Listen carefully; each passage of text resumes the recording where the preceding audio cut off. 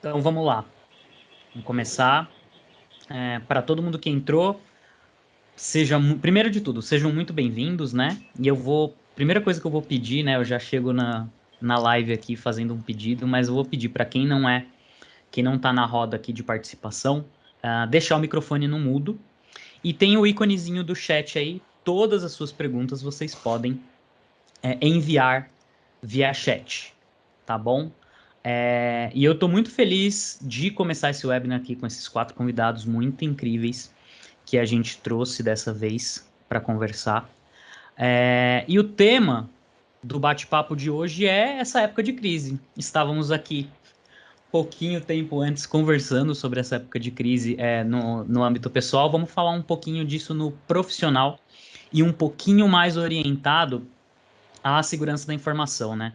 Do tipo, o que a gente quer dizer aqui numa época dessa, qual é o papel da segurança e como que ela está dando continuidade para os negócios? Como que segurança da informação faz os negócios continuarem de pé? E aí a gente vai passar por alguns tópicos sobre melhores práticas, sobre LGPD, sobre conscientização, sobre enforcement e algumas coisas bem interessantes. Para quem já está online, faço um convite, mandem um oi aí, dizem de qual empresa vocês estão falando, digam de qual estado, de qual cidade vocês estão falando, para a gente dar um oi para vocês em breve. Então, me apresentando, eu sou Ricardo Sestari, eu sou Head de Growth aqui na CompuGraph, e a apresentação sobre mim vai ser só isso, porque hoje os especialistas aqui é que vão falar mais. E eu quero começar apresentando o nosso host, né? Que é o Denis, aqui da CompuGraph. Ele é nosso Head de Cibersegurança e Customer Success. E ele é o nosso especialista e vai me ajudar aqui a mediar esse debate com 3 grandes parceiros e especialistas aí no assunto para gente.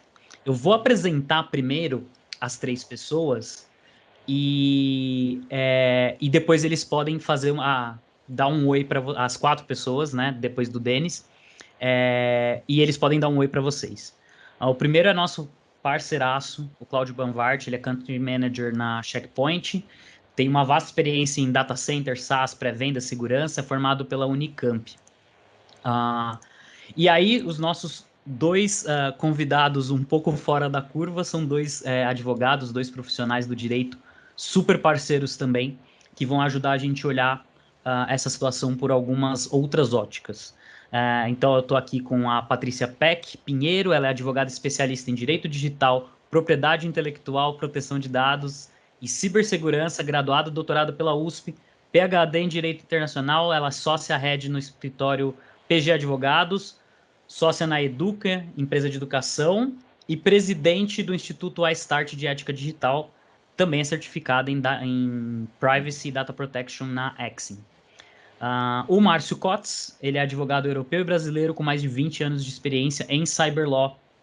Ele é sócio do Kotz Advogados, é coautor do livro Lei Geral de Proteção de Dados Comentada, da 3ª edição, e co-coordenador do livro O Legítimo Interesse e a LGPD. Eu com certeza estava vendo uma colinha aqui, eu não decorei isso, mas passo a palavra aí. Podemos começar pela Oi, Luca. Patrícia e os demais podem falar. Olha. Gente, por favor, quem não está aqui entre os palestrantes, deixar o microfone desligado. Pode começar, Patrícia, desculpa. Tá, imagina. Oi, Ricardo, olá a todos. Primeiro, uma alegria, satisfação aceitar aqui esse convite da CompuGraph, poder tratar dessa temática tão relevante. Não vou, ficar aumentando ou ampliando muito a introdução, Fico feliz aí com esses 20 anos de atuação aqui no Brasil, poder contribuir com essa temática. Acho que a gente está vivendo um momento em que falar sobre implementar melhores práticas de segurança nunca foi tão relevante. Acho que muitos devem estar pensando assim, devíamos já ter feito o dever de casa antes, já que estamos sofrendo tantas situações de ataques e vazamentos relacionados aí a empresas, Vimos nessa última semana grandes marcas, grandes indústrias com situações de vulnerabilidade, e temos aí uma legislação programada, com possível entrada em vigor, fica num vai e vem, vamos comentar já já, acho que vai ser ótimo fazer uma dupla, tanto com o Cláudio como com o Márcio Cotes e com o próprio Denis, aí já não virou nem dupla, né? Já estamos quase aí numa organização não criminosa, uma organização aqui positiva e proativa para o tema. Estou agora com o meu 26º livro publicado. Para quem tiver interesse, minha tese de doutorado é na área de inteligência artificial, não deixa de ser também algo que vem crescendo bastante, né? Quando a gente vai pensando aí o uso dos algoritmos, a gente tem trabalhado isso bastante com clientes em vários setores, principalmente instituição financeira, varejo, né? O uso de algoritmos. E eu espero aí colaborar, contribuir com todos nas discussões. Muito obrigada. Imagina. Cotes, por favor. Bom, antes de mais nada, boa tarde a todos. É um prazer estar aqui entre amigos. Falei para a Patrícia, a gente estava batendo um papo antes aqui, que é um prazer revê-la. A gente está numa correria tremenda aí, em razão da LGPD, dos projetos. Fazia um tempo que a gente não tinha oportunidade de bater um papo. Espero poder agregar. A parte mais importante do meu currículo você não falou, que eu sou pai do Pedro e da Manuela Cotes. Essa é a parte mais importante. Perdoa. No mais, a gente vai seguir aqui à disposição para tratar desse assunto que vem ganhando cada vez mais relevância. De fato, é um assunto que já era pauta aí de boas práticas. Hoje, a gente costuma dizer que segurança de informação já não é boa prática, é uma questão legal e, consequentemente, algo que passa a ter um nível de relevância maior. A gente vem sentindo um pouco isso por parte das empresas, das organizações, pelo menos no nosso caso, muitas dessas empresas, dessas organizações, estão aproveitando esse momento de visitar processos com foco em tratamento de dados, para também focar em privacidade ou proteção de dados propriamente, o que tem tudo a ver com o tema aqui de hoje, que é segurança da informação. Obrigado, Cotes. Banvart, por favor. Obrigado pela oportunidade, Ricardo. A Topografia é um grande parceiro nosso há muitos anos, né? E é sempre uma honra aqui estar participando, ainda mais junto com a Patrícia e com o Cotes aqui, realmente experts nessa área, né? Na área de segurança digital, né? Acho que é uma coisa bem importante nos dias de hoje. Mas acho que eu vou conseguir colaborar um pouco nesse call aqui, nessa live, sobre um pouco do que os clientes vêm enfrentando durante toda essa situação, essa pandemia, essa quarentena, os problemas que eles enfrentaram e continuam enfrentando, e principalmente os desafios que eles estão vendo pela frente. A Patrícia comentou uma coisa interessante sobre inteligência artificial. Acho que a gente tem vários pontos que a gente pode tocar nesse assunto, do porquê que isso é tão relevante para o futuro dessa nossa situação que nós estamos vivendo, e outras situações aí que vai ser bem interessante esse bate-papo aí para a gente poder estar complementando. E igual o Cotes também, eu tenho meus 2 filhos tendo aula aqui do lado, né? Eles são gêmeos, estão no 3º ano, e aí você imagina a situação, né? Eu tenho uma rede aqui em casa, e esse é outro ponto que a gente vai ter que comentar um pouco. Eu faço parte de uma empresa aqui em casa agora, né? Eu tenho uma rede que tem que ser protegida também. Tem dados aqui, trafegando aqui lateralmente. E vocês têm dados sensíveis aí, né? Dados de crianças. Tá bom. Exatamente. Então, assim, são coisas importantes a gente comentar um pouco no dia de hoje, né? Obrigado aí pelo convite.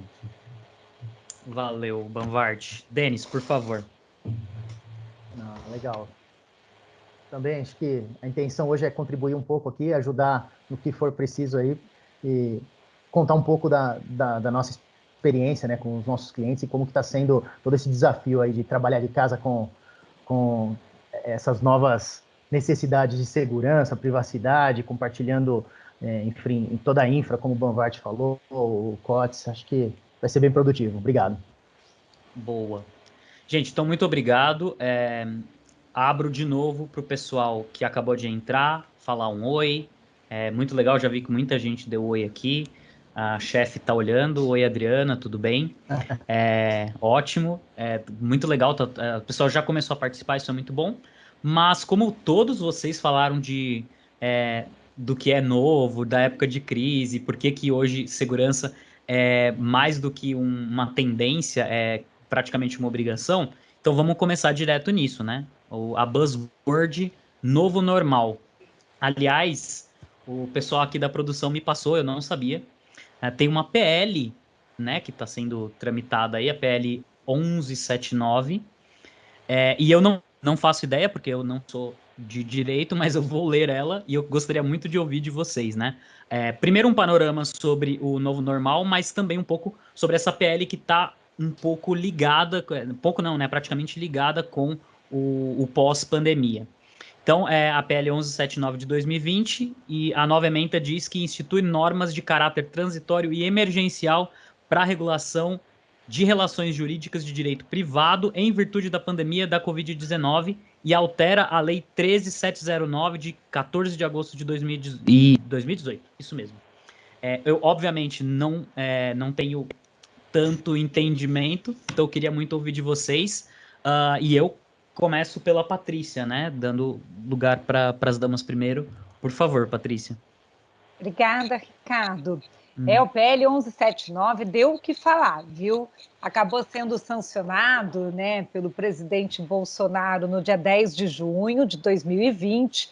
Foram aplicados alguns vetos, né, parciais ali na matéria, mas especificamente sobre o tema da LGPD. O que acabou ficando com relação ao PL foi que foi convertido, né, depois em lei, a 14.010 de 2020, e aí os artigos da LGPD, ali que tratam de multa, né? Ou seja, lá no finalzinho teve aquela alteração do artigo 65 da LGPD, dando que a prorrogação, ou seja, vai passar a ser aplicada as multas do artigo 52, 53 e 54 a partir de agosto de 2021, que acaba sendo aquilo que estava todo mundo esperando para saber o que sairia do 1179. Mas o 1179, como você mesmo disse, não tratava só disso, né? Era um pacote de medidas de direito privado devido à pandemia, vinha ali desde questões relacionadas a situações de consumidor, de contrato, ao uso capião, né? Foi um movimento iniciado no Senado Federal no final de março desse ano, com a iniciativa de conseguir trabalhar ali um pacote emergencial, e quando ele saiu do Senado e foi para a Câmara dos Deputados e estava esperando a sua tramitação natural, foi surpreendido com uma medida provisória, que é a MP 959, que por um acaso ainda está, né, por aí, ou seja, ela tem força de lei, né, imediatamente, já surte efeitos imediatos. Ela saiu praticamente ali no finalzinho, praticamente de abril, né, fazendo com que todo mundo ficasse surpreso, porque ela prorrogou a entrada em vigor da LGPD para o dia 3 de maio de 2021, tanto é que se agora, qualquer um, inclusive o Cotes, que é além de advogado, professor, né, como disse pai, né, se qualquer um de qualquer lugar do planeta acessar a Lei 13.709, for lá no final dela e olhar lá que dia que essa lei entra em vigor, por enquanto está escrito lá, pela medida provisória, é no dia 3 de maio de 2021, só que ela tem 60 dias ali de duração, prorrogáveis por mais 60. Então, por isso que nós ficamos vivendo o que eu chamo no Brasil da nossa série LGPDflix, né? Porque a gente não sabe ainda muito bem o próximo capítulo, se essa medida provisória vai de fato ser convertida em legislação, nessa tramitação agora no Congresso, se ela vai caducar e quais os seus efeitos. Mas aí eu passo a bola para o Cotes continuar a contar mais um episódio da nossa série aqui, para que passe para vocês um pouco mais de complementação. Não vou ficar monopolizando, né, o assunto jurídico. Vamos lá. Imagina, Patrícia, imagina. Eu acho que, sucintamente, é bem isso que a Patrícia colocou, em resumo. Ela é uma lei, na verdade, era um projeto de lei que tratava de várias questões, afinal de contas, entramos no momento de pandemia e várias questões legais ali precisavam de algum tipo de aplicabilidade ou interpretação diferente do que seria em tempos normais. Então, por estarmos vivendo esse momento de pandemia, foi necessária ali a atuação por parte do Congresso em alguns pontos específicos, e aí envolvem assuntos diversos, alguns outros até relacionados a questões digitais, foi flexibilizada até a questão de uso de documentos digitais nesse momento de pandemia, o que facilitou alguns negócios jurídicos, porque as pessoas até então, principalmente no início da pandemia, tinham dificuldade de estar no mesmo local, né? Outras interpretações também um pouco mais flexibilizada, outras coisas também foram talvez aceleradas, né? Eu lembro que a gente ficou, tanto eu quanto a Patrícia e outros especialistas, durante muitos anos debatendo telemedicina, né? Em razão da pandemia, outra coisa que acabou se liberando e finalmente sendo implantada. Então, de fato, faz parte ali de um apanhado geral de situações que precisavam ser resolvidas em razão da pandemia, e no meio ali desse apanhado geral estava a questão da LGPD, que traz um cenário, para mim, surreal, é uma coisa que realmente é difícil, do ponto de vista racional, de aceitar. Às vezes a gente tem uma dificuldade muito grande de explicar, não só para brasileiros aqui, mas às vezes você tem um desafio até maior quando você tem que explicar para estrangeiros o que está acontecendo e em que momento a gente está dentro dessa série que a Patrícia comentou, tipo Netflix, da LGPD, porque cada hora realmente é um capítulo diferente, é um episódio diferente dentro dessa série toda, e o episódio atual que a gente está assistindo, que ainda não representa o capítulo final, é de uma postergação das sanções administrativas, e aí a gente tem que pontuar que são sanções administrativas, porque os leigos podem confundir uma coisa com outra, não quer dizer que os efeitos da lei estão sendo postergados, mas sim as multas, as sanções administrativas. O efeito deve se dar, assim, quando da vigência da lei, e acho que esta é a grande pergunta: quando vai ser o início da vigência da lei? No primeiro momento, é o que está previsto na medida provisória. Se ela vai se manter ou não, a gente vai ter que aguardar aí algumas semanas, suponho e espero que sejam algumas semanas, mas a gente vai ter que esperar um pouquinho mais. Legal. Banvart, aí você pega o gancho agora e impacto disso em segurança, cara. Tecnologia para segurança e tal. Como é que funciona? O que você vê que vai mudar ou que não vai mudar? E aí a gente passa a bola para o Denis. O que a gente está vendo, Ricardo, assim, se a gente pegar o começo da pandemia, o negócio veio primeiro do que a segurança. Quer dizer, todos os clientes ficaram numa velocidade muito grande de colocar todo mundo de forma remota. Precisava liberar essa conexão da forma mais rápida possível, e a única coisa que eles pensaram de segurança foi um acesso remoto, VPN, né, um tráfego criptografado, e esqueceram do resto, tá? Essa é bem a realidade. E coisas básicas como, desde o momento que um funcionário tira um computador do escritório e leva para casa dele, muitas empresas relataram isso, você não analisou nem se existiam documentos sensíveis dentro daqueles equipamentos que foram retirados da empresa e levados para a casa do cliente, né? Então você começa partes assim bem básicas do acesso à informação, isso em primeiro lugar. Em segundo lugar, muitos movimentos foram feitos de levar muitas aplicações para a nuvem, para facilitar o acesso não somente aos funcionários, como aos clientes dessas empresas. E esses acessos, essas aplicações que foram levadas para a nuvem, muitas vezes também possuem informações sensíveis, documentos sensíveis, que estão lá dentro sem nenhum tipo de controle, sem nenhum tipo de proteção adequada para isso. Então, assim, num primeiro momento, nós vimos, assim, o negócio veio em primeiro lugar, nós precisamos continuar vivos, operando, e com tudo funcionando. Agora, nós estamos passando por uma fase de conscientização. As empresas estão entendendo que o funcionário está na casa dele, ele não foi treinado para trabalhar de casa, de um modo geral. É evidente que tinham pessoas que já faziam home office, mas, de um modo geral, muitas pessoas não foram treinadas nesse sentido, treinadas até no problema básico de segurança de você estar dentro de um acesso remoto.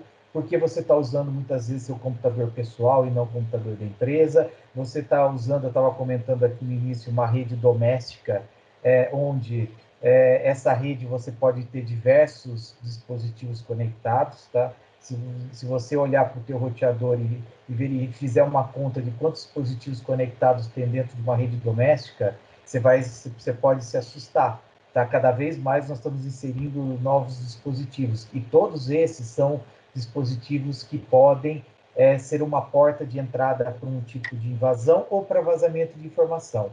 Tá? Então, a gente está vendo para uma empresa que o cenário mudou completamente. Então, a forma de você enxergar a segurança é muito diferente de quando eles enxergavam isso até o começo do ano, até o ano passado, porque a realidade está se mudando de uma maneira muito rápida. Então, a gente tem discutido tecnicamente, vamos dizer assim, com os clientes, uma nova arquitetura de segurança que vai precisar ser construída para endereçar todo esse novo cenário. Um cenário onde a gente vê IoT, a gente vê toda essa parte de home office, toda a parte de cloud, que é um caminho sem volta para a maior parte das empresas, e também para a rede corporativa como um todo, porque várias empresas já disseram, o home office veio para ficar, tá? Então, como que nós vamos tratar esse home office daqui para frente e quais os impactos de segurança que isso vai trazer?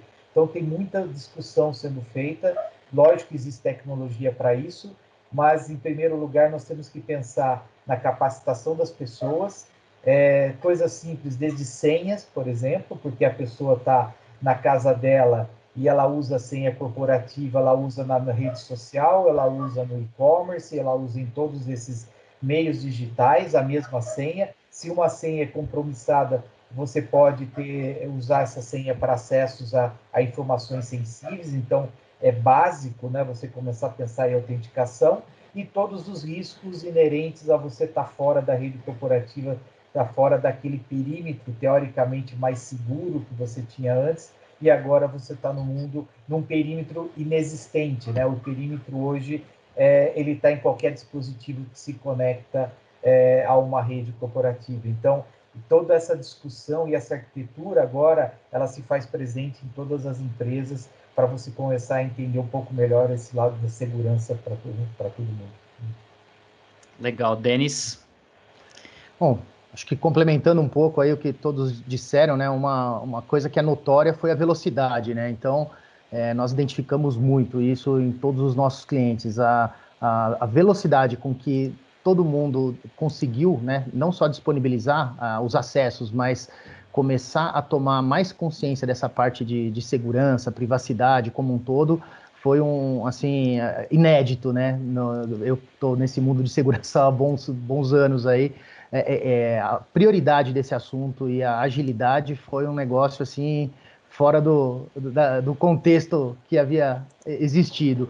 E é bem interessante porque nós vemos várias empresas em vários níveis. Então, as empresas que estavam um pouco mais preparadas, né, que já levavam em consideração toda o baseline de segurança, digamos assim, né, que tinham pelo menos um acompanhamento em cima das normas de boas práticas, ISO 27000, enfim, já estavam muito mais preparadas e muito mais predispostas a garantir a continuidade desse negócio, utilizando a segurança e a privacidade. E só fazendo um paralelo, que é a minha opinião, eu acho que com a privacidade vai acontecer a mesma coisa, logo mais, né, com o nosso LGPD-Flix aí, as empresas que já deram esse primeiro passo de começar a estarem melhor preparadas por conta da privacidade, da segurança, vão tomar a dianteira e vão ser muito menos impactadas. Então, eu acho que teve um impacto negativo, óbvio, por conta da pandemia, mas acho que tudo isso foi bem positivo em termos de acelerar tudo isso e fazer com que as empresas tomassem mão mais dessa situação, não só de segurança, como de privacidade também. Legal, muito bom. E aí, cara, eu continuo com o Denis e a gente faz a volta, tá? Então, beleza. Velocidade e tudo mais. O que tem daqui para frente? Eu sei que não dá para prever, tá bom?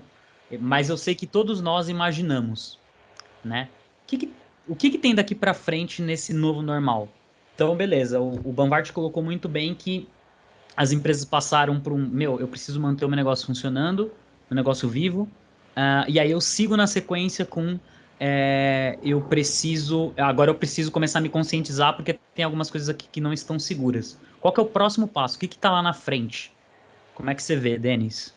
Eu vejo que algumas coisas, óbvio, aconteceu uma quebra de paradigmas aí, mas o que eu vejo seguindo é uma conscientização, né, como o Banvart colocou, de todos os colaboradores, porque hoje, para essa reunião estar acontecendo aqui, nós estamos utilizando soluções de segurança, estamos fazendo uso de boas práticas aí, então todo mundo está mais responsável, eu vejo, né, devido a todo esse estresse que ocorreu.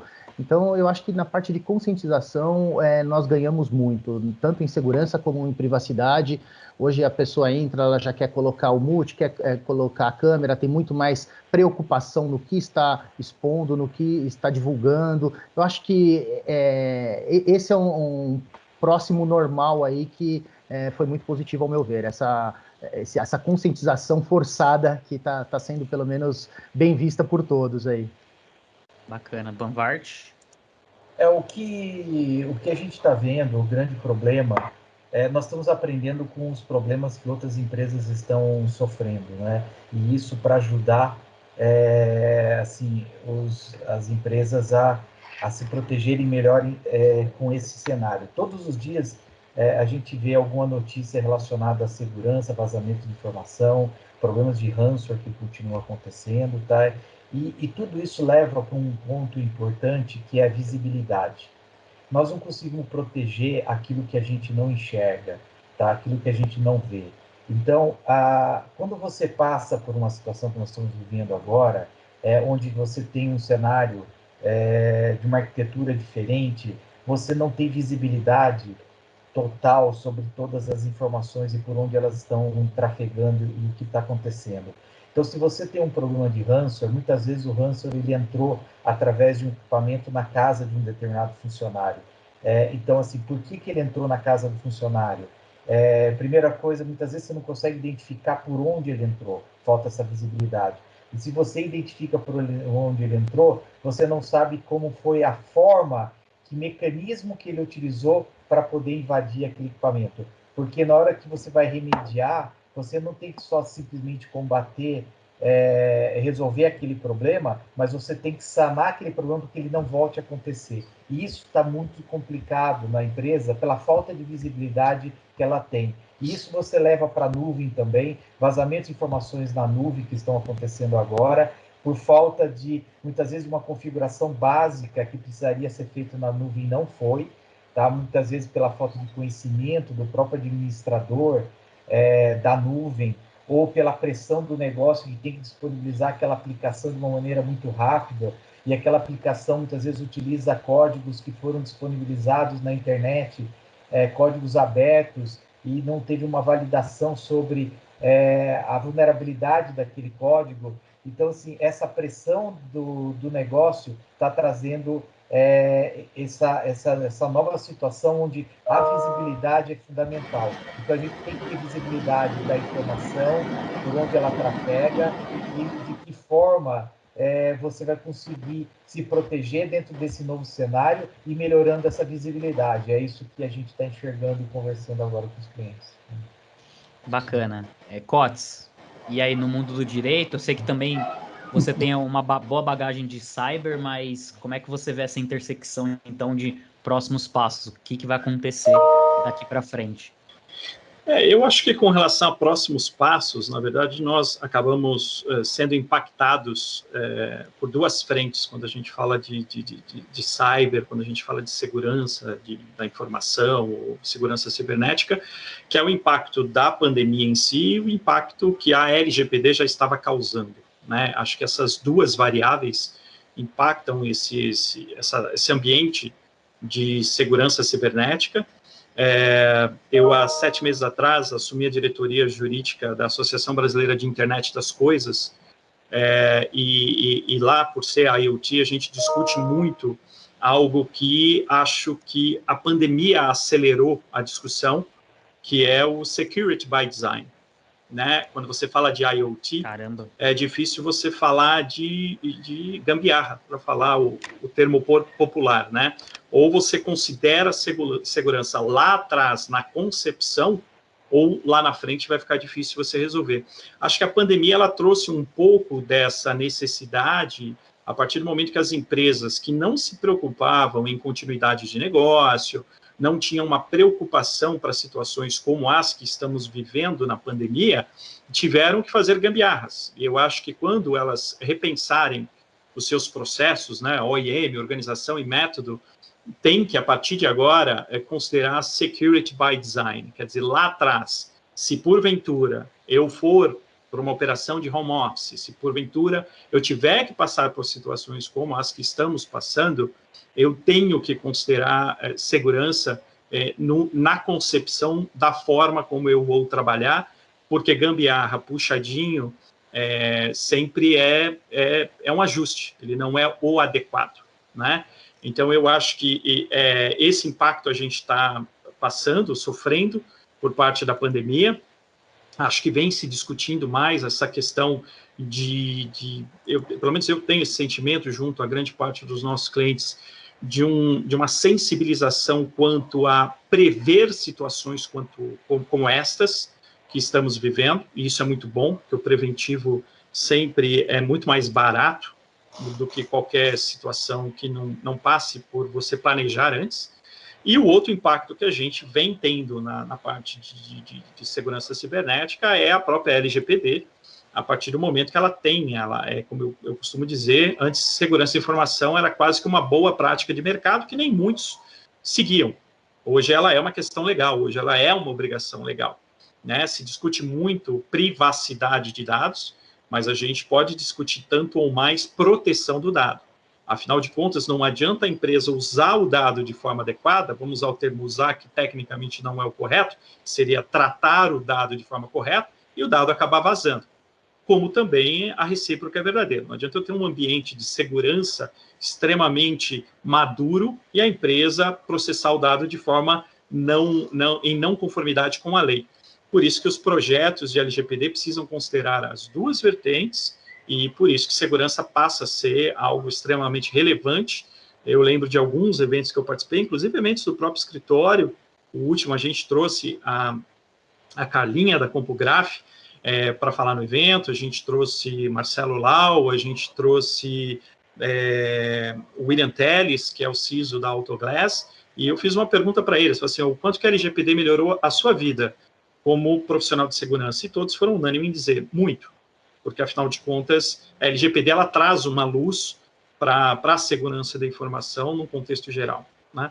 Eu nem gosto do termo de segurança da informação, porque eu acho que vai muito além disso, mas não vamos nos estender muito aqui nas colocações. Legal, obrigado. Patrícia, por favor, completa. O que tem aí de novo pela frente? O que a gente vai esperar? O que a gente pode esperar, desculpa. Bem, eu acho que para complementar, né, não ficar repetitivo, eu acredito que existe uma agenda que já estava atrasada, continua um pouco mais, é a agenda de cultura, né, de mudança de cultura. Acho que a pandemia provocou uma velocidade, uma rapidez para as instituições precisarem levantar uma operação totalmente virtualizada e mais remota. Isso aumentou, sim, alguns riscos. E nós vivemos já uma sociedade que está caminhando a passos largos, né, para estar em grande transformação digital, bem comentado pelo COTS, com as próprias iniciativas de IoT, entre outras. Então, assim, o que nós poderíamos fazer, independente da agenda da lei, quer dizer, independente de quando entra ou não em vigor a legislação, que é uma questão das instituições, né? O que já há muito tempo, com certeza, o Cláudio, o Denis tem como missão aí, né? Que é quando a gente fala de campanhas de conscientização, de cibersegurança. Nós sabemos que podemos ter aquela primeira camada, que ela é mais técnica, que é ferramenta. Temos a segunda camada, que é de políticas e normas, códigos de conduta. Mas a terceira camada, e provavelmente é sempre tão relevante quanto as outras duas, é comportamental. E se essa camada tivesse bem trabalhada, nós tivemos outras leis antes.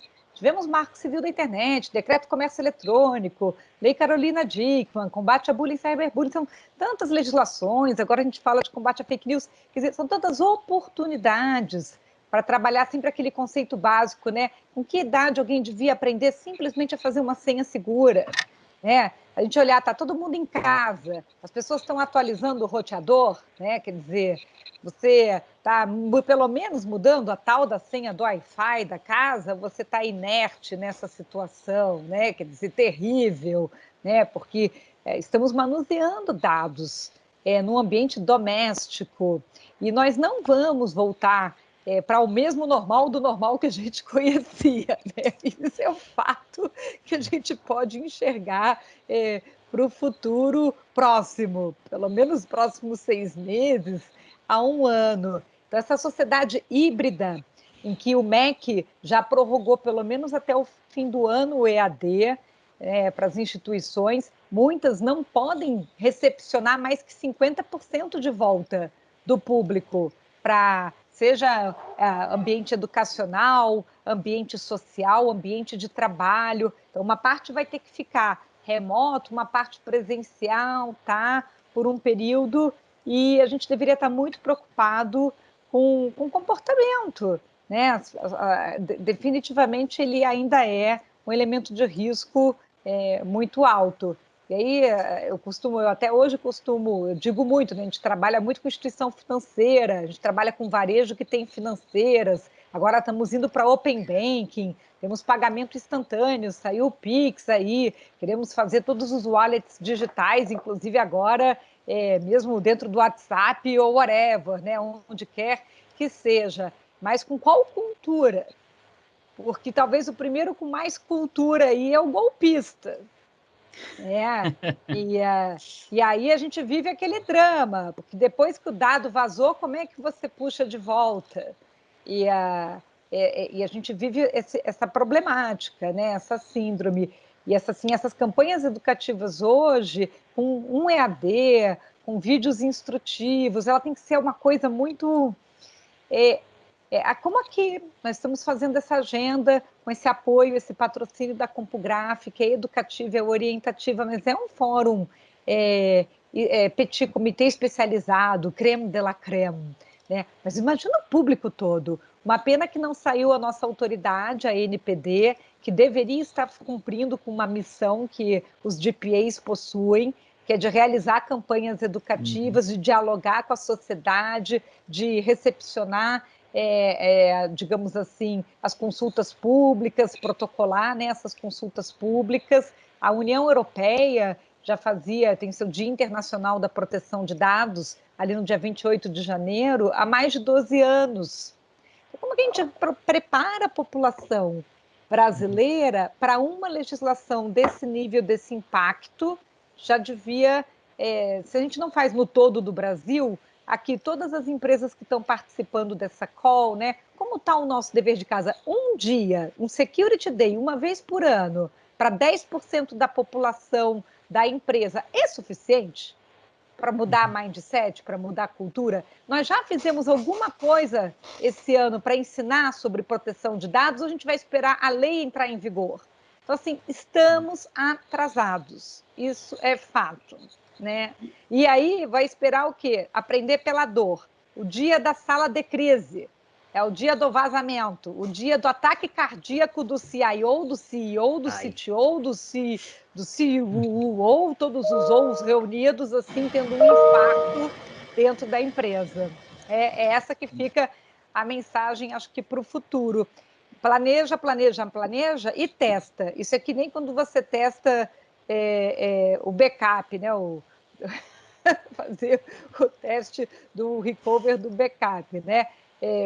A gente, quando teve o 11 de setembro, 9/11, quantas empresas aprenderam a fazer o plano de disaster recover? Até hoje, estamos em 2020, você senta com um cliente que não tem PCN. Caramba. E aí você fala, what? Ou então ele faz a redundância do backup salvando no mesmo servidor. Aí você fala, sério? Não acredito. Você deve ter, assim, reza brava, santo forte, né? Para nada acontecer. Sim. Porque nessa hora a tecnologia e o direito não vão te ajudar. E olha, Peck, tanto você, quanto eu, quanto o pessoal de segurança, estamos falando a mesma coisa há décadas, né? A necessidade da educação digital. É uma pena o governo não se mexe a respeito, afinal de contas, a gente tem previsão legal sobre isso no Marco Civil da Internet, tem previsão legal na LGPD, a necessidade, de fato, de ter um caráter instrutivo e educacional junto à população, como política pública, principalmente o Marco Civil é muito claro nesse sentido. O Marco Civil já tem alguns anos e o governo ainda não tomou nenhuma providência.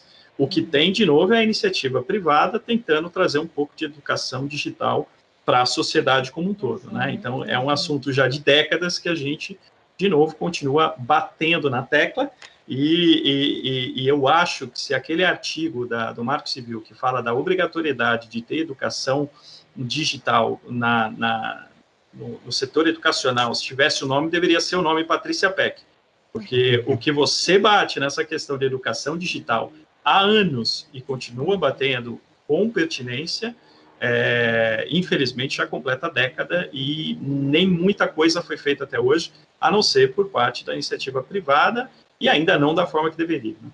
É incipiente, né, Cotes? É aquela velha questão, né? Quando a gente fala da prevenção, do preventivo e da mudança de comportamento, a gente não pode esperar que as pessoas vão agir diferente sem ter sido bem orientadas, bem treinadas. Sem dúvida. Né? Eu participo de brigada de incêndio, tem coisas que você tem que ensaiar, treinar, até ficar no automático aquele mindset. Mesmo assim, ainda tem gente que na hora vai travar, que não vai conseguir seguir aquele protocolo. Agora, espontaneamente, assim, você acha que vai brotar o conhecimento nas pessoas e um cidadão mais bem instruído também vai cobrar, né, que as coisas sejam feitas e sejam cumpridas. Gente, eu tenho 2 comentários aqui. Vamos lá. Muito legais. O primeiro é que eu sou fãzaço do Marco Civil da Internet, mesmo não entendendo tanto de direito, mas como eu gostava muito de internet há muito tempo, cara, eu adorei quando surgiu alguma coisa que protegia o usuário de internet e ao mesmo tempo dava muito liberdade para ele. Então eu acho fantástico e já ouvi muito a Patrícia realmente falar disso. O outro comentário é super importante, gente. A Patrícia, que o pessoal trouxe, que educação sobre conscientização precisa ser um negócio divertido, precisa ser legal e tudo mais. E eu abro esse espaço aqui rápido para falar de um negócio chamado Protection Game da CompuGraph. A gente criou um jogo de conscientização que os executivos de cibersegurança ou os gerentes de cibersegurança podem passar para os leigos da empresa para participarem. Eu vou pedir para o pessoal de conteúdo deixar o link aqui no chat, que vocês podem participar.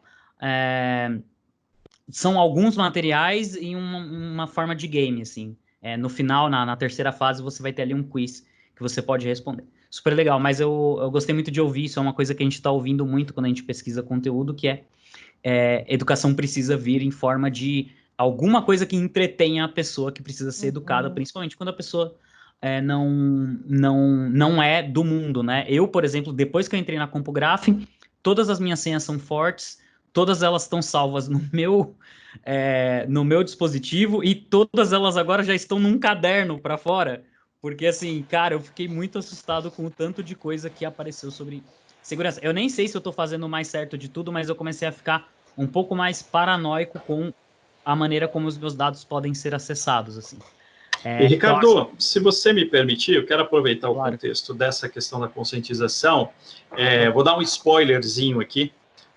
Uma das organizações que a gente está ajudando a se adequar à LGPD, e vou dizer isso aqui porque isso já foi falado em evento, o pessoal participa abertamente falando da experiência que eles estão tendo de adequação à LGPD e fortalecendo o ambiente de segurança de informação, é o SESC São Paulo. Ele é uma das organizações que a gente está ajudando, e a gente está plantando uma ideia lá, que é justamente produzir uma peça de teatro que tenha como pano de fundo privacidade de dados e proteção de dados. Puxa, que né? legal. Então, se a gente conseguir emplacar esse projeto, né, eu acho que toda a população acaba ganhando com isso.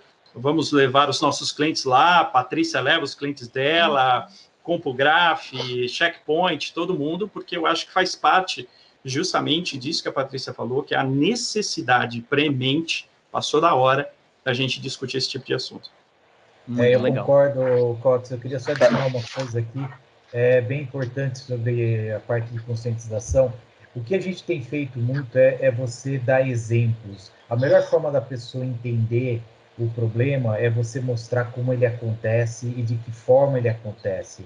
Sabe, exemplos práticos, uma mensagem no WhatsApp que te leva para um link e tal, você mostrar na prática, a pessoa começa a entender o que funciona. Que muitas vezes eu já vi muita teoria, né, muita palestra de conscientização que era só teórica, a pessoa sai daquela aula, vamos dizer assim, e não entendeu nada daquilo. Mas na hora que você coloca na prática o que acontece, o que pode acontecer com um cadastro errado que você faz no site errado na internet, de que forma você usa esses dados, e esses dados podem ser utilizados para um roubo de informação, de que forma ele faz esse acesso, é bem interessante e educa muito mais as pessoas. A Patrícia mesmo, a Patrícia é campeã disso, né, que faz muita palestra desse tipo. Meus filhos já assistiram palestra dela, voltaram para casa, falaram assim, pai, a Patrícia falou tudo que você fala todo dia aqui em casa, né? Eu falei, então, mas santo de casa não faz milagre. A Patrícia falou, ele... Exatamente. Aí presta atenção. Então, assim, mas assim, eu acho que a educação parte principalmente nas escolas, né? Acho que as crianças precisam ser educadas, porque dali elas orientam seus próprios pais, sabe? Porque eles são o futuro, são eles que mais usam tecnologia. Então, acho que se a gente conseguir criar realmente essa educação de segurança nas escolas, eu acho que a gente vai estar no caminho certo. Acho que é ali que eu precisaria ter mais investimento, né? Esse é o ponto. Muito legal. Antes de eu passar a pergunta para o Denis, que a gente ainda vai continuar no assunto de conscientização, porque esquentou aqui o negócio. Patrícia, você quer comentar o que você postou agora sobre o Instituto Start? A gente acabou iniciando no ano passado, até pensando a importância de ter campanha educativa para criança e adolescente, uma campanha com material assim mais simples, né? Porque o artigo 14 da lei diz que você tem que criar orientações sobre a legislação conforme a idade e a condição do titular.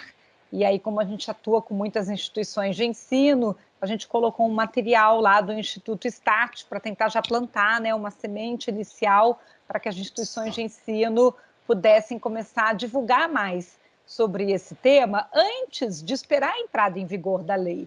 Porque, assim, pensando um amadurecimento do processo democrático, né, os países mais maduros no seu modelo democrático, você precisa ter a capacidade, né, do voto livre, né, a liberdade de votar, que é a livre escolha do seu representante, você saber depois que o seu representante vai estar bem habilitado a fazer as leis, né, para os seus representados. Então, é um bom modelo legislativo, com essa independência dos poderes. Depois você tem que educar sobre a lei e fiscalizar sobre a lei, que significa, então, punir aquele que não estiver seguindo a lei, você faz o PDCA, né? Então, você tem quase que como 4 estágios para você poder ter um modelo democrático sustentável, quando você estuda mais sobre cidadania consciente, tá? Ensina isso para a criança, para os jovens, e assim por diante, fala de cidadania digital, né? E quer engajá-los, né? Porque senão todo mundo acha que, não quero saber de política e né? Não, mas não é disso que a gente está falando. A gente está falando sobre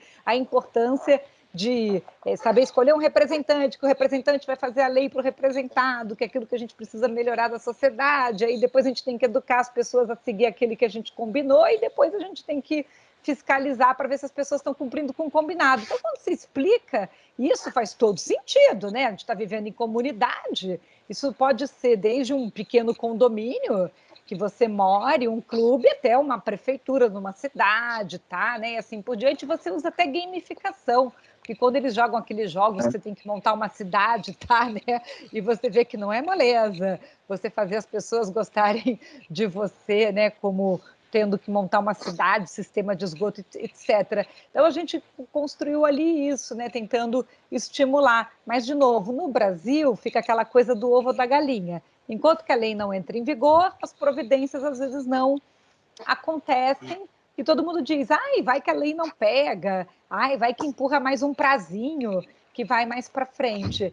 E nós deveríamos, de novo, estar querendo ensinar sobre essas melhores práticas de segurança, privacidade, proteção de dados, independente até da obrigatoriedade da legislação, por uma questão mesmo de levar uma vida mais saudável, sustentável. E esse jovem hoje, ele está muito exposto, né? Esse caso recente, né, que nós vimos até dessa avó lá na Europa que postou fotos do neto na mídia social, que solicitaram, né, os filhos solicitaram para a mãe, que é a avó, que eu removesse, ela disse que não ia remover, fizeram a denúncia para o DPA, para o Data Protection Authority, para remover, isso foi na Holanda, né, você diz, nossa, a gente acha que a Holanda seria uma coisa tão mais livre, mas se entendeu que, sendo menor que a criança, e em muitos países na Europa, o GDPR prevê primeiro a idade de 16 anos, você tem que ter o consentimento, tendo países que podem ser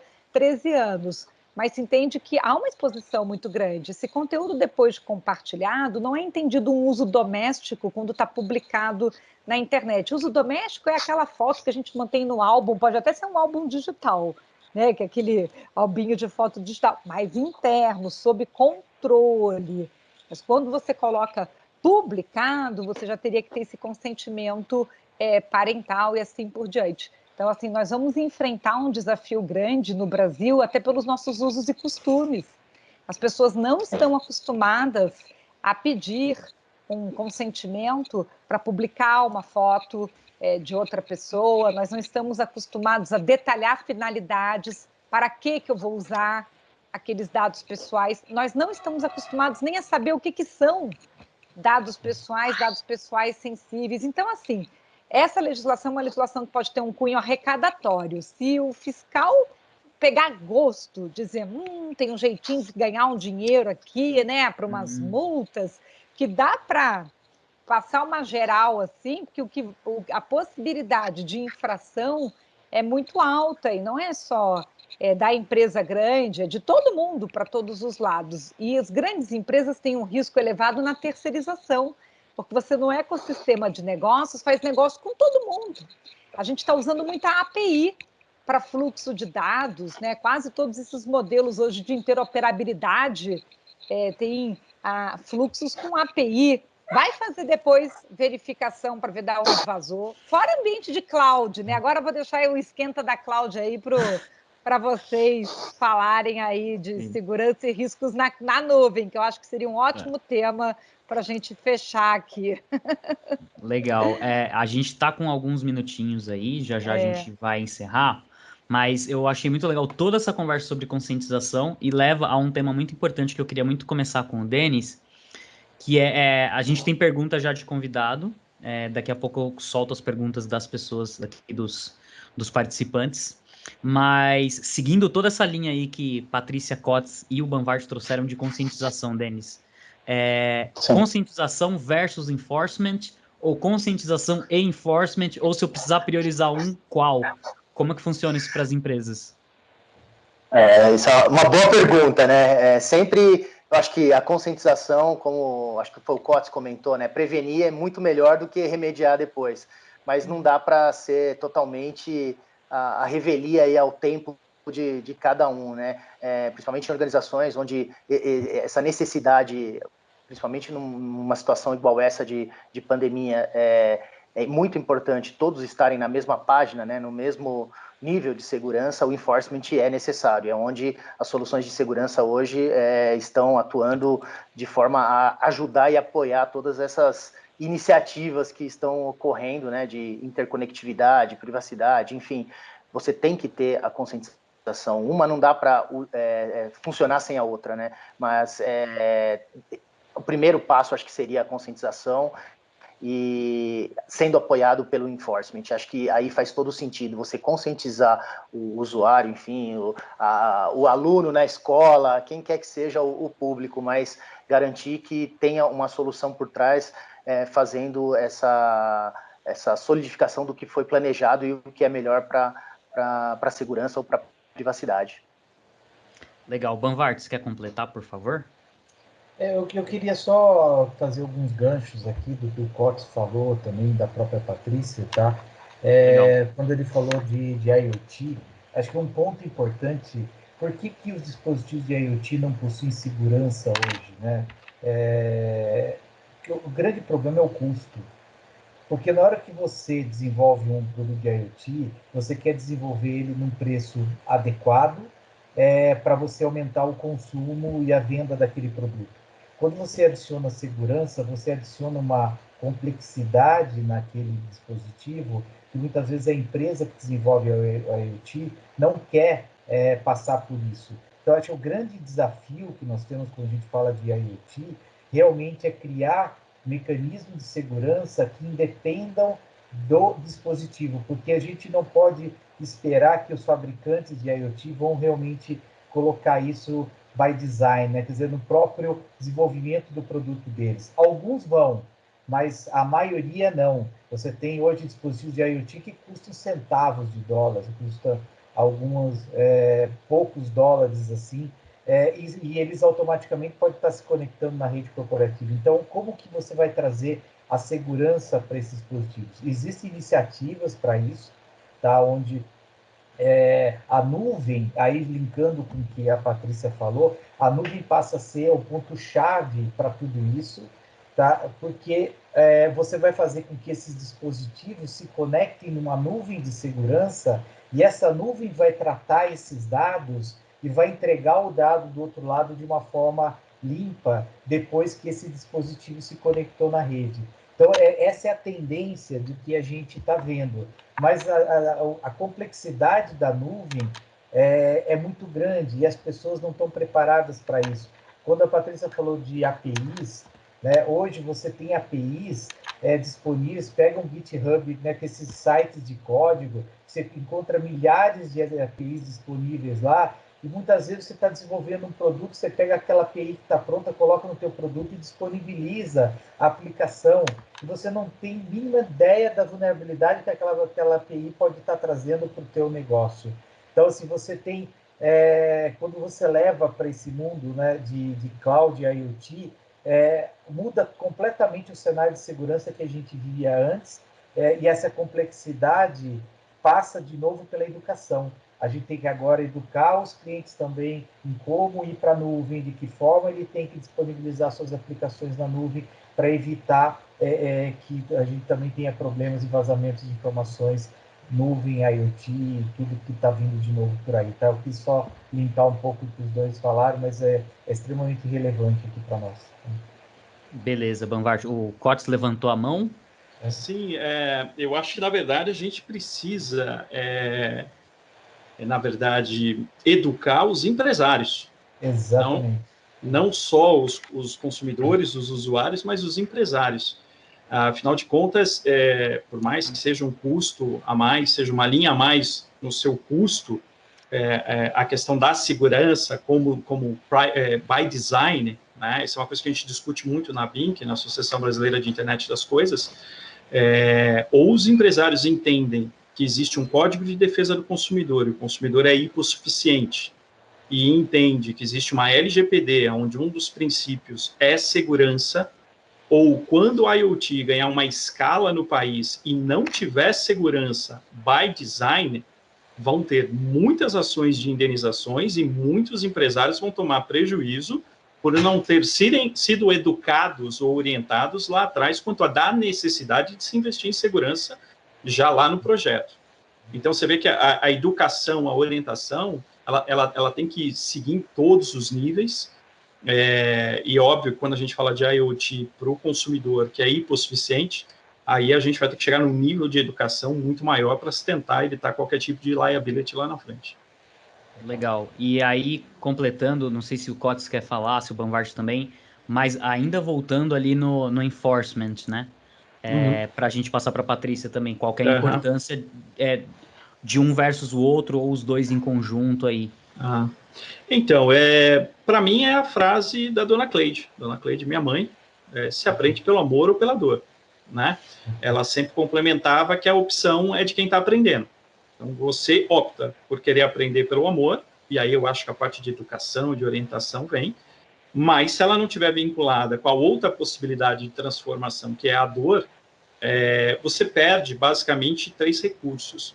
Do ponto de vista psicológico, qualquer transformação em qualquer pessoa, ela se dá por qualquer uma das 4 variáveis, né? Conscientização, a pessoa toma consciência, ou a pessoa sente dor, sente vergonha, ou tem medo. Então, você tem 3 variáveis para o grupo dor e 1 só para o grupo amor. Então, abrir mão dos 3 que está relacionado à dor, infelizmente, é perder a possibilidade de a gente acelerar um processo de educação. Não que eu seja xiita, não preciso ficar com dó dos meus filhos, né? Porque é óbvio que a gente tenta a educação pela conscientização, mas o enforcement, seja da ferramenta, ou seja da lei, ou seja da política de segurança de informação da organização, ela não deixa de ser um instrumento transformador desde que devidamente aplicado. E só para completar, do ponto de vista legal, que é o que a gente tenta trazer aqui como contribuição, hoje em dia, a Justiça do Trabalho, não hoje em dia, mas desde a concepção da Justiça do Trabalho no Brasil, ela trabalha com um princípio chamado princípio da primazia da realidade. O que vale para a Justiça do Trabalho é o que de fato acontece no dia a dia na relação trabalhista. Por que eu estou citando isso? Porque hoje política de segurança de informação, que era um mero papel impresso ou não, lá no portfólio, lá no prontuário do funcionário, e não faz parte da cultura da empresa, ela pode ter sido assinada pelo empregado. Mas se o juiz do trabalho identifica que aquilo não faz parte da realidade do dia a dia, muitas das vezes aquele documento assinado não serve para nada. Legal. Patrícia, rapidinho, quer comentar sobre enforcement, que eu tenho 2 perguntas aqui de convidados super legais. Na minha visão, eu acho que quem fez a pergunta acertou ao dizer que eles andam de mãos dadas. Você tem que conscientizar no preventivo, mas depois a pessoa não seguir aquela orientação, se ela não sentir que existe uma penalidade, aí você acaba desmoralizando a regra estabelecida, né? Por isso que é tão ruim quando depois você estabelece uma política, você faz campanha educativa, mas aí quem descumpre depois não acontece nada. Aí aquela comunidade toda diz, então também não vou fazer, também não vou seguir. Então você realmente precisa fechar ali com um comitê, né? O que nós vamos aplicar de medidas que sejam implementáveis, que sejam razoáveis, mas que elas precisam ser realmente aplicadas. Esse enforcement ele tem que servir do presidente ao trainee, porque senão você desmoraliza todo o projeto, toda a medida. Por mais que a gente saiba que tem pessoas que seguem recomendações por uma questão moral, ética, de valores familiares, por bom senso simplesmente, mas quando a gente fala de grandes públicos, de grandes populações, é um trabalho que precisa andar complementar. Um ajuda o outro. Legal. A nossa diretora aqui, a Adriana, ela fez uma pergunta super legal. Sim. Como a gente está aqui nos 10 minutinhos finais, eu vou deixar para quem se sentir à vontade aí para responder, tá? Podem levantar a mão. Mas, basicamente assim, hoje segurança ainda é vista como um custo pelas empresas. E aí ela pergunta, vocês acreditam que nesse novo normal, o mercado vai enxergar as empresas que utilizam Privacy by Design, Security by Design, Privacy by Security como diferenciais reais? O mercado vai olhar para a empresa e falar, cara, essa empresa é melhor do que as demais porque ela tem isso na veia? O Cotes levantou a mão ali. Eu acho que sim. Acho principalmente as empresas que fornecem produtos e serviços para a nova geração. Eu já sinto isso, né? Eu tenho um filho de 21 anos e sinto que isso é importante para ele. Né? Então, dependendo do setor de atuação da empresa, isso passa a ser uma questão até estratégica, digamos assim.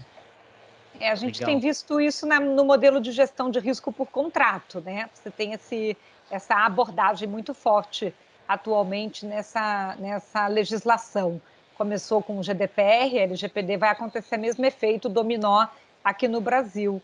Então, quando você começa ali na área de compras a solicitar, né, envios de propostas, tá? Em geral, no questionário, como num due diligence, já ficam perguntas relacionadas à conformidade, aqueles que marcam itens que você já possui, política de proteção de dados, política de segurança, possui um seguro de cyber insurance, tá? Isso já vai marcando pontinhos específicos e às vezes até são requisitos para você passar no application para a próxima fase, para um processo de continuidade de cotação de proposta.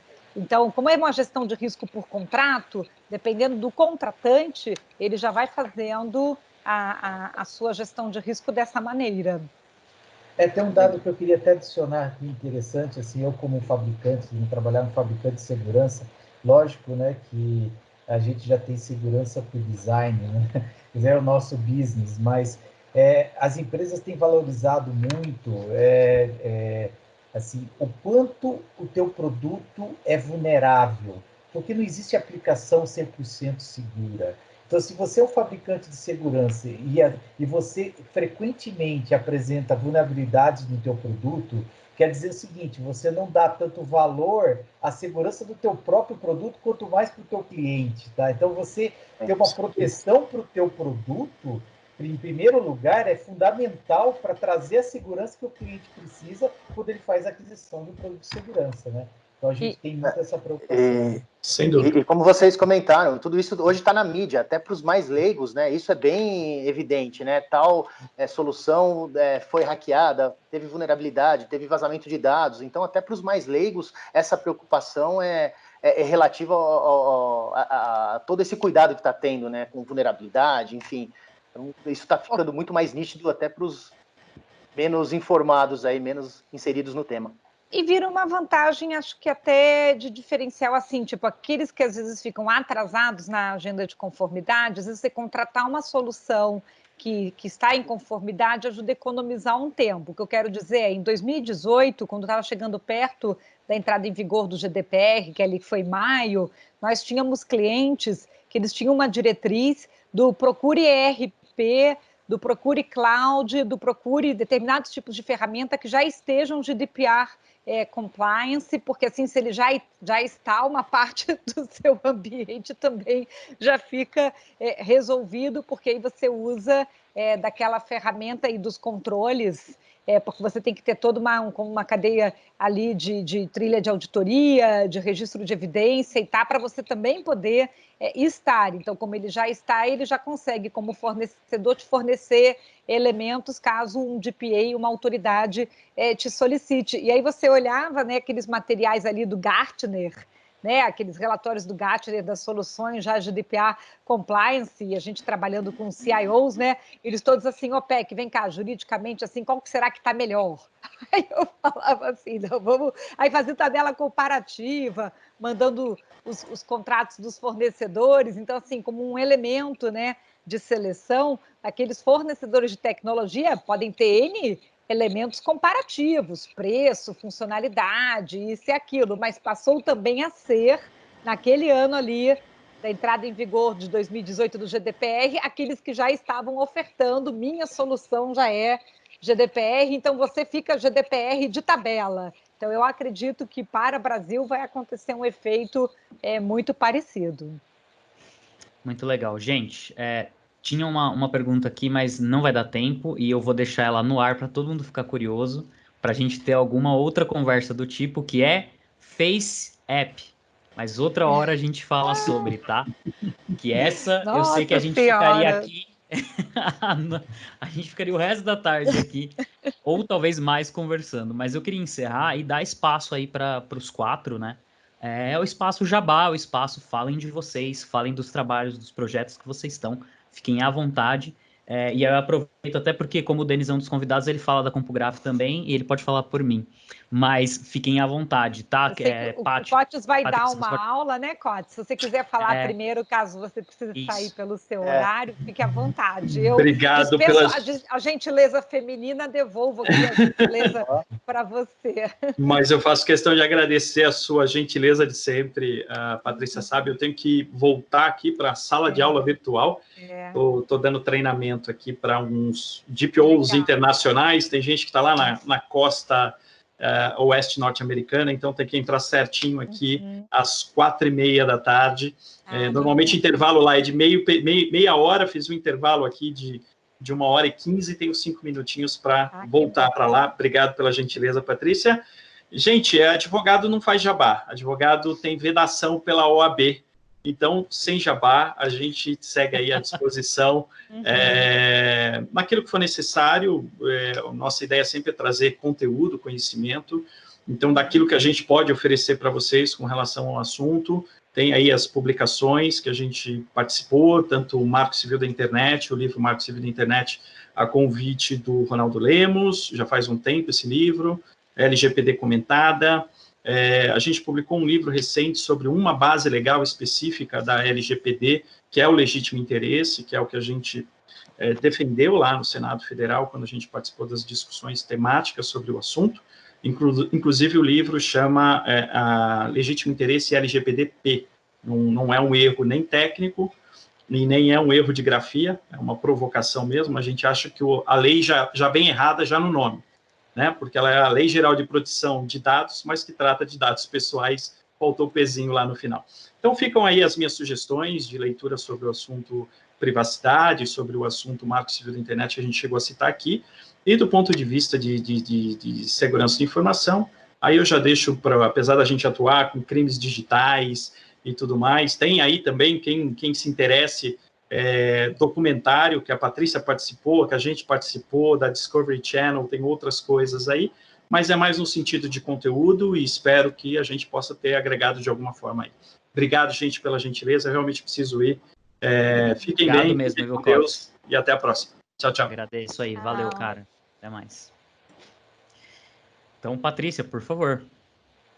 Perfeito. Primeiro, queria agradecer aí as perguntas de todos, a participação, acho que é um tema bem pertinente, acho que a gente deveria manter, eu tenho dito para os clientes, né, não desmobilize o projeto, vamos seguindo, a gente refaz cronograma na medida do possível, mesmo estando em isolamento social, tem sido possível engajar executivos para contribuir, né, com a agenda de continuidade aí de conformidade, até porque se a instituição já tinha começado, se você paralisa, você depois fica com gap na parte da análise do que você já tinha levantado versus o que pode ter acontecido no meio do caminho, então para você não perder, né, o que já tinha feito. Eu até deixei aí um material que eu preparei para ficar um complemento aqui, porque ia ser só um bate-papo, mas tem até um roadmap, ali tem umas dicas de atualização, né, para o pessoal.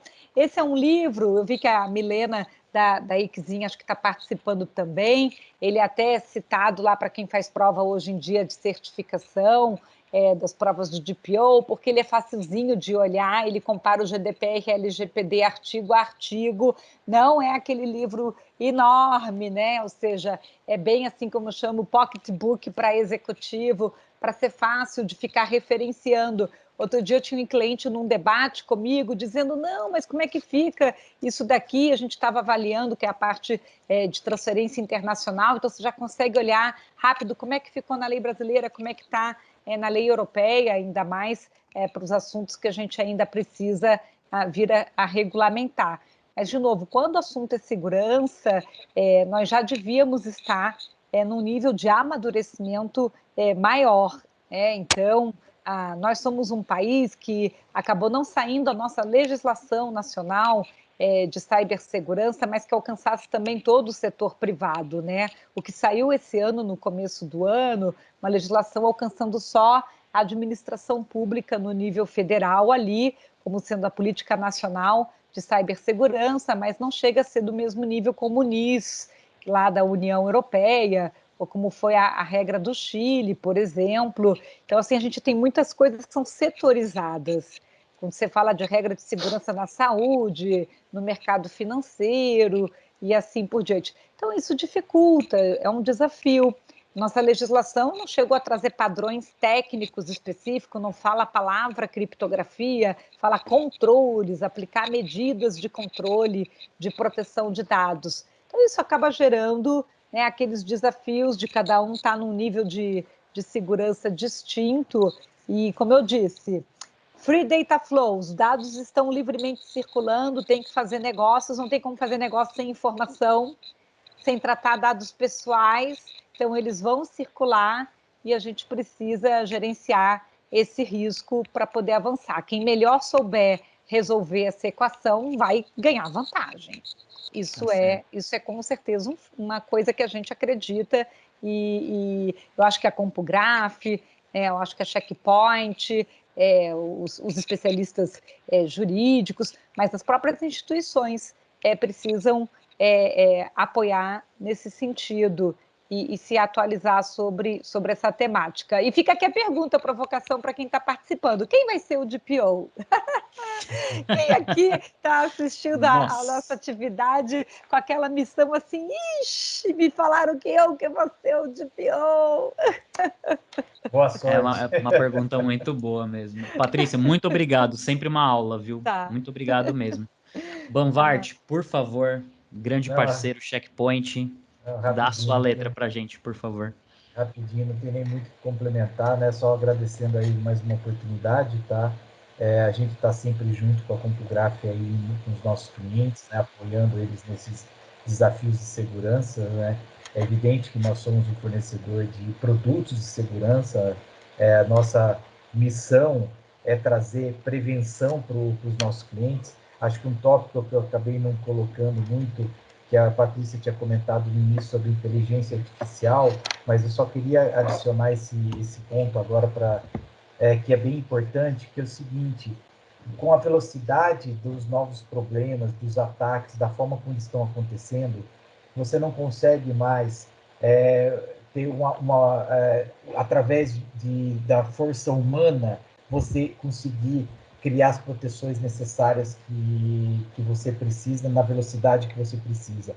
Então, a inteligência artificial e principalmente o machine learning são fundamentais hoje para que você consiga entender o tráfego e bloquear qualquer tentativa de ataques, mesmo que você nunca tenha identificado um ataque igual em nenhuma parte do mundo.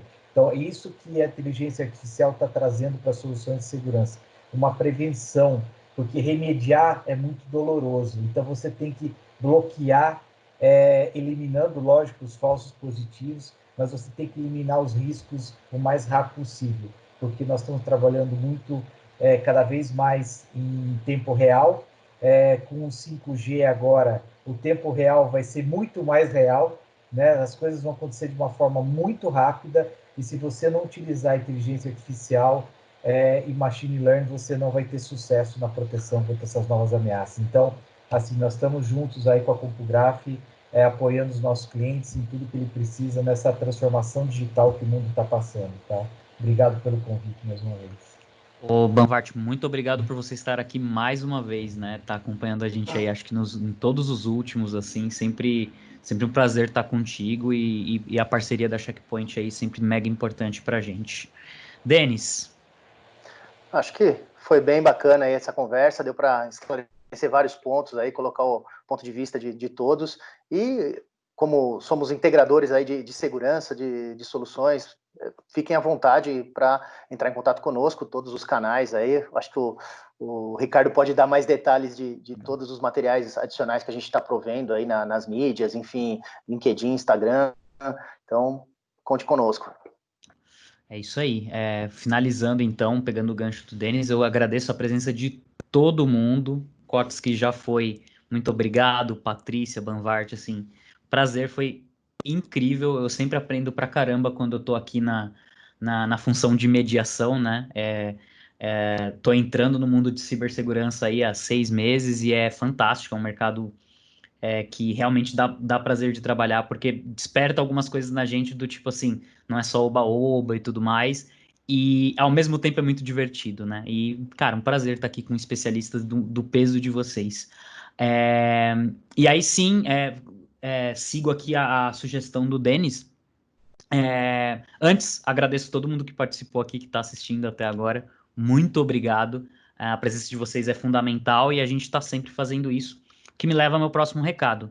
compograph.com.br, Compograph ou Compograph CG no Instagram, no LinkedIn, e no Facebook. A gente está lá, conteúdo todos os dias, um monte de coisa legal, e eu convido vocês para conhecer. Ali é assim, pode assinar a newsletter que já está dentro do consentimento da LGPD, então você pode assinar sem problema, que se você quiser continuar recebendo e-mail, você vai receber dentro da lei, tudo bonitinho. Se não quiser, a gente não vai ficar mandando e-mail para você. E é isso. Muito, muito obrigado mesmo. Até a próxima. Quem tiver qualquer dúvida, falando ainda de LinkedIn, né, a CompuGraph está lá conectada com Patrícia, com Cotes, com Banvart, com Denis. A gente está sempre junto ali no LinkedIn fazendo divulgações, então podem procurar que vocês vão encontrar a gente lá. Tá bom? Muito obrigado, até a próxima. Tchau.